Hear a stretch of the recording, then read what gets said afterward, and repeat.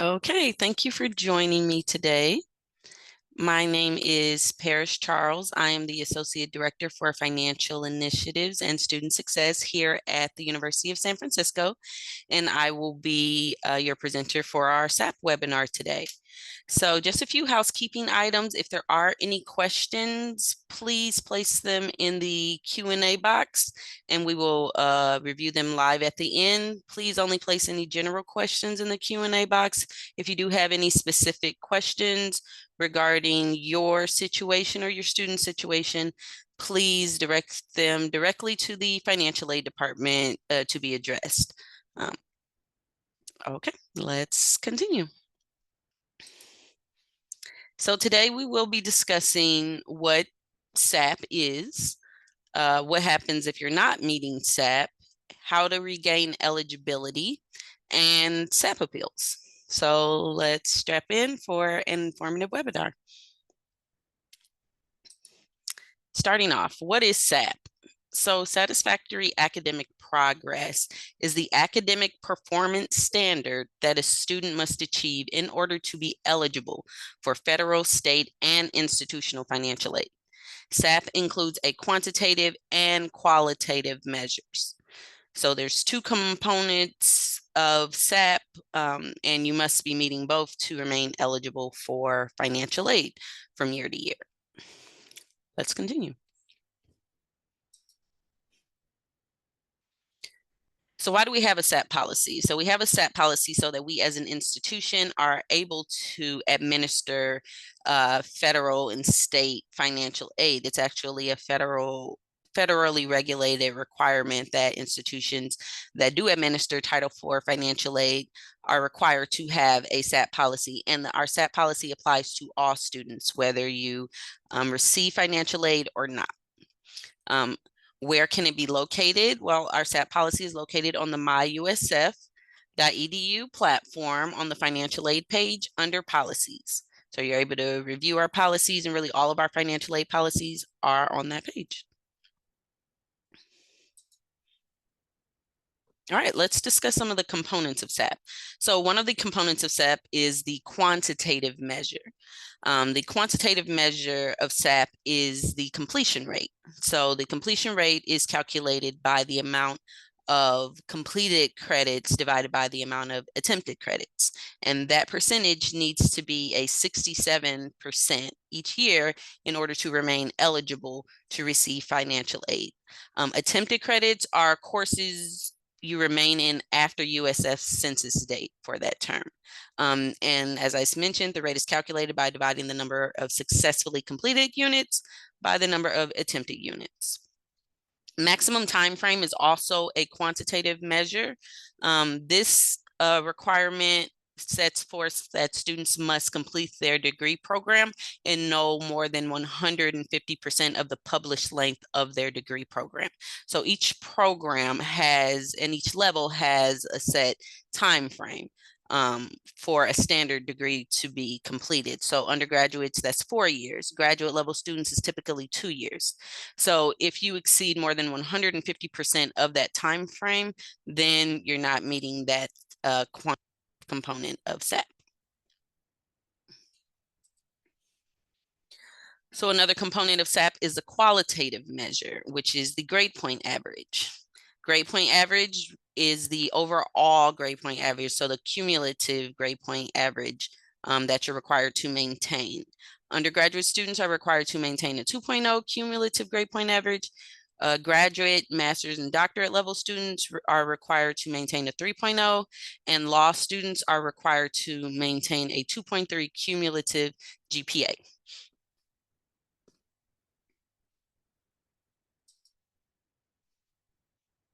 So you can review your SAP status by accessing your My SF self-service banner.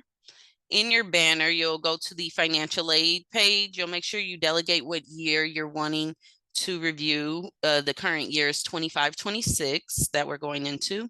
And you'll click on the Satisfactory Academic Progress tab. In this tab, you're able to see the term which your SAP status was determined, set what your SAP status is. So if you're meeting satisfactory academic progress, then your progress status is satisfactory. And if you're not meeting satisfactory academic progress, then your component would read not meeting, and it would state what component you are not meeting. So it's pretty specific there, and it's very helpful for you to review after each school year to ensure that you're maintaining proper requirements. Moving on. So when a student does not meet a component of SAP, so this could be one component, this could be all components of SAP, they are ineligible to receive financial aid. Students who are not meeting SAP are notified of their unsatisfactory progress, and they're also presented with the option to submit a financial aid SAP appeal. So we review SAP yearly after spring grades are processed. If you're not meeting SAP, you will receive a communication that lets you know what your status is, what components you're not meeting, and it will explain your option for submitting a SAP appeal.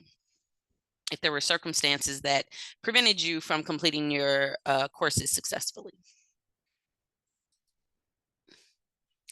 So the SAP notification timeline. So as I mentioned previously, we review SAP status on a yearly basis at the end of the spring term after spring grades are processed. This typically happens at the beginning of June after spring grades are processed. Students are notified of their SAP status and ineligibility for financial aid shortly after spring grades are finalized, once we have processed and determined student eligibility. Students who submitted a FAFSA will receive the following notice on the next slide, which we'll review.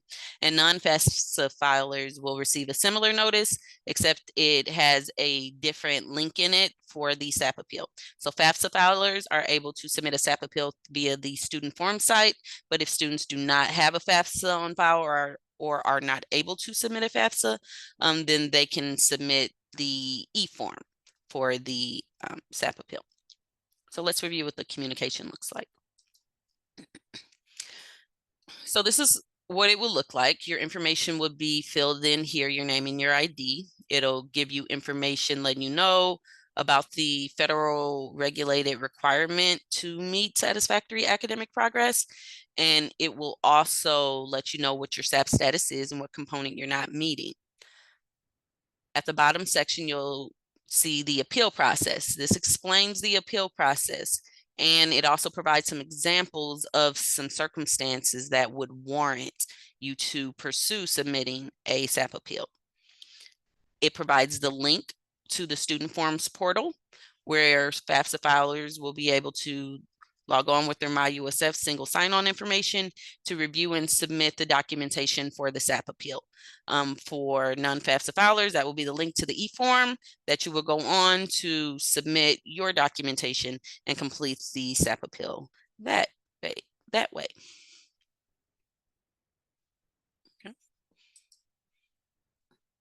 So what are the requirements of the SAP appeal that we discussed? Well, first and foremost, the SAP appeal requires mainly 4 main things.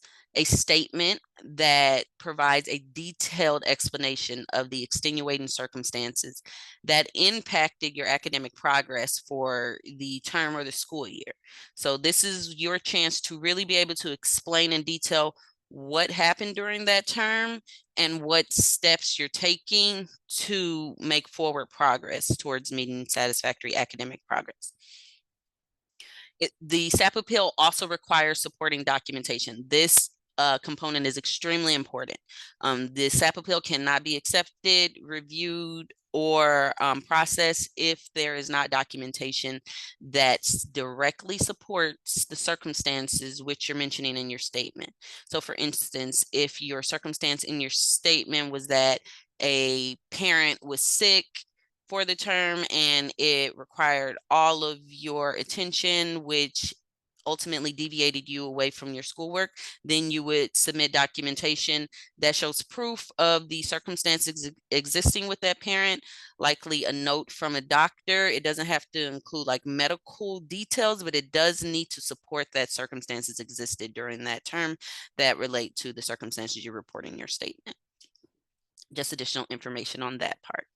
A SAP appeal also requires a letter of support from a third-party professional. So this is typically from your CASA coach. If you're meeting with them, if they're familiar with what's going on, it can be from a doctor or a life coach or an instructor from the institution. Those could all be used in order of a letter of support. And this is from a professional that's familiar with your circumstances and your ability to return to good standing when you return to USF. And the last component of a SAP appeal is the signed USF academic plan. This portion is very important. There's only one form that can be accepted for this requirement. This form is located on the MyUSF financial aid page under our form section. The USF academic plan, it includes spaces for you to include up to 4 terms or 4 semesters of course titles, units, and the GPAs that are needed to be met for each term in order for it to be an acceptable academic plan. It can only be submitted on the USF form, which populates on the forms page on the forms portal in your academic SAP appeal or in your SAP appeal. Otherwise, you can access the form via the MyUSF student forms portal on the financial aid main page. The SAP academic plan also needs to be signed by the student and their program advisor or their department chair. And this is very important. It is not deemed acceptable unless the document has been signed.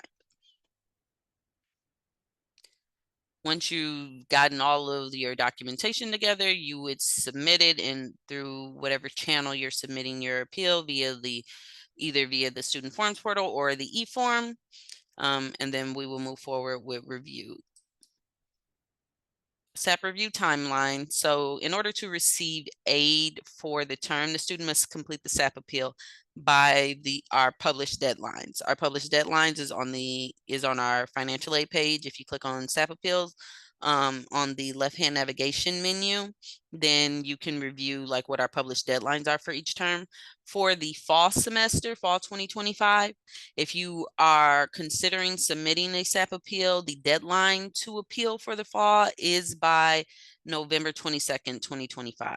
Appeals received after that date will be reviewed for spring financial aid eligibility. So that's very important to note. It's also important to note that you are responsible for your student bill regardless to your financial aid status. So if you choose not to appeal, or if you delay your appeal, or if your appeal is denied, regardless of the circumstances, when the bill is due, you are responsible for your student bill. And it's also very important to note that the submission of a SAP appeal does not guarantee an approval. Therefore, exceptions aren't made in those regards. SAP appeals are reviewed by our SAP appeal committee, which we mentioned here on this slide. The SAP committee reviews the appeals and all the documentation that has been received in good order, and they will provide a decision to the student and let them know what conditions either need to be met or if the appeal was denied. Appeals are typically reviewed within 2 to 3 weeks after submission, but may take up to 4 to 6 weeks depending on the time of year.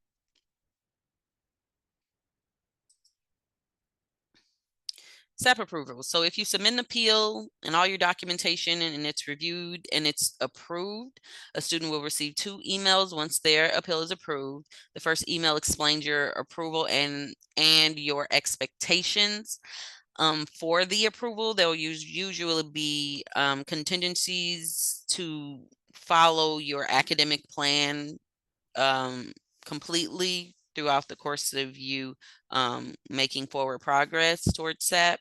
The second appeal informed you to review your financial aid, because if your appeal is approved, then your financial aid eligibility will be reinstated at that time for the eligible term. So if we receive the SAP appeal before November 22nd and it's reviewed and it's approved, then your fall 2025 aid eligibility will be reinstated. If it's received after that date, then your spring 2025 eligibility would be reinstated. Because appeals are unique to each student, approvals and requirements may vary definitely. Not all students are approved under the same conditions. It's really a case-by-case basis. You should refer to your approval notice if you do have questions regarding a SAP appeal approval. After an appeal is approved and your financial aid is reinstated, all university policies continue to apply, such as requiring full-time enrollment for undergraduate students to be eligible for institutional aid. That's just an example. Moving on. So if your SAP appeal is denied, you will receive a detailed explanation of your denial. This denial may be appealed only if there is additional information that had not already been submitted. You can't just push back on the denial because you don't like the decision or because you feel like the documents that you submitted should suffice. You can only push back on a denial and request a secondary review if there is additional documentation that would support the circumstances mentioned in the appeal. Further, a secondary appeal decision is final. There is no ability to request a third review of the appeal. If your SAP appeal is denied, or if you choose not to pursue a SAP appeal, if you're not meeting satisfactory academic progress, you can reestablish your financial aid eligibility should you meet the requirements on your own. So if you pay for school on your own and secure your payment either via out-of-pocket payment plan, or a private student loan that doesn't require SAP requirements to be met. If you meet SAP requirements on your own, meaning that your GPA completion rate has been risen up to the satisfactory requirements, then you can reach out to our office to let us know, and you may submit a regain eligibility form with a statement that explains how you have now met the SAP conditions on your own, and those documentations will be reviewed accordingly at that time. And if it's approved, then your financial aid eligibility would be reinstated as of the next term.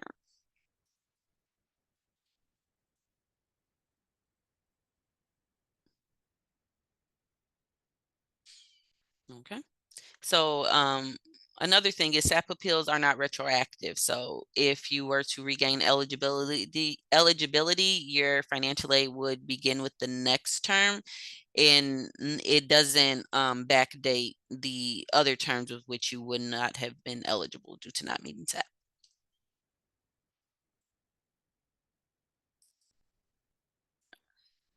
Alrighty, here are some academic resources in order to help assist you all through the SAP process, or just throughout your time with USF to maintain eligibility, or if you ever have questions about where you are academically or need to follow up with someone and discuss, you can always talk to your CASA instructor, your academic advisor. We have a learning, writing, and speaking center that can help with tutoring. We have the Gleason Library. They also have learning resources there, the law library for our law students. And if you do require an accommodation, we also have the Student Disability Services Department.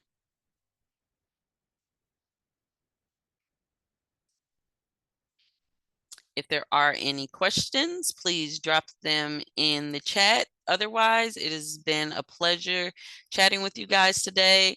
If there are any questions about your specific situation, please feel free to reach out to us directly in the financial aid department.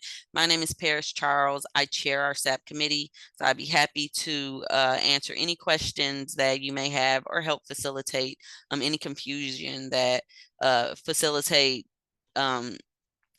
dismissing any confusion that there may be about the process if you are in the process of submitting your appeal.